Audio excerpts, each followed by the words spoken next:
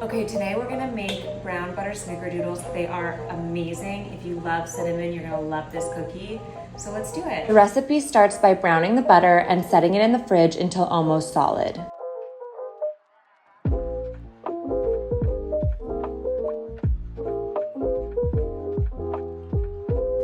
Then, you'll beat that with your sugars before adding in vanilla and 1 egg. Once that's incorporated, add your dry ingredients and form the batter into balls. You'll then roll each ball into a cinnamon sugar mixture before baking off.